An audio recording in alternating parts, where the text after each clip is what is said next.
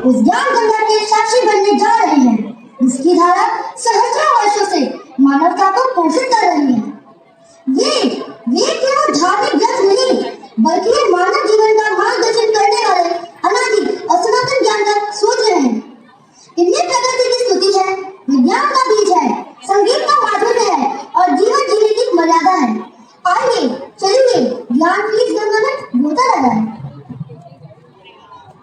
हिंदू धर्म में सृष्टि का रचयिता ब्रह्मा जी को माना गया है।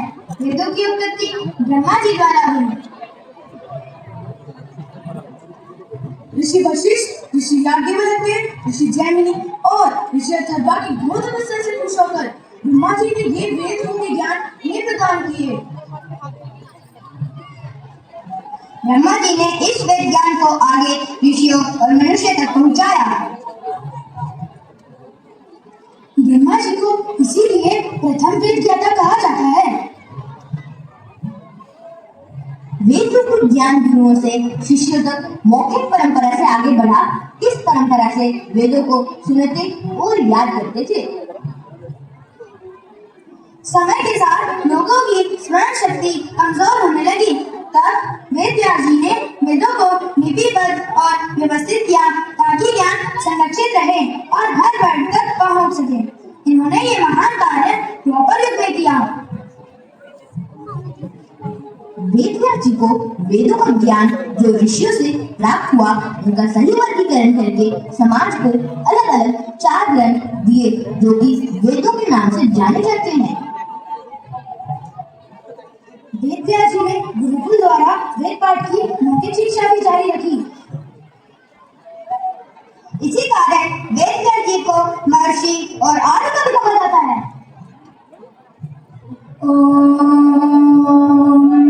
अस्तोमा सतगमय तमसोमा ज्योतिर्गमय मृत्युर्नामृतं गमय। ओम शांति शांति शांति। हे प्रभु, मुझे असत्य से सत्य की ओर ले चलो। हे प्रभु, मुझे अंधकार से प्रकाश की ओर ले चलो।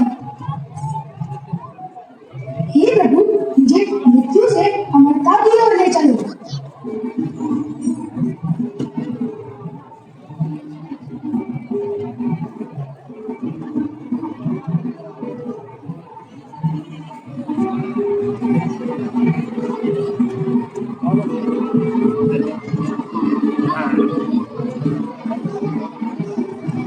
अब प्रस्तुत है ऋग्वेद ज्ञान और सत्य की स्तुति का वेद।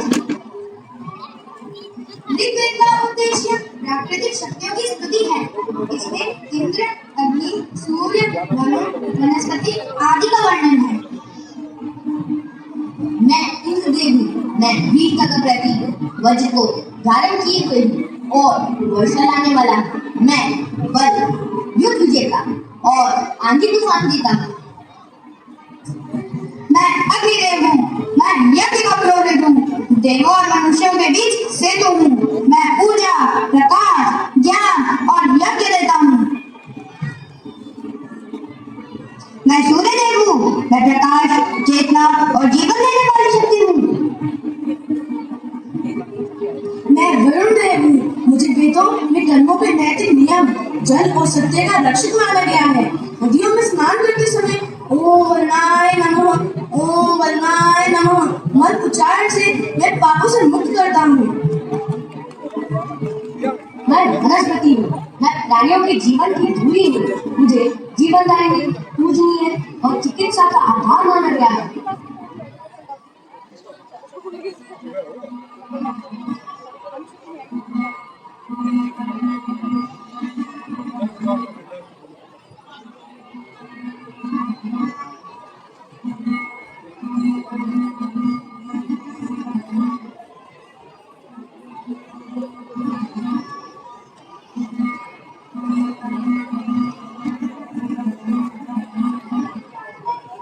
आगे बढ़ते हैं यजुर्वेद की, जो हमें कर्म और यज्ञ का महत्व समझाता है।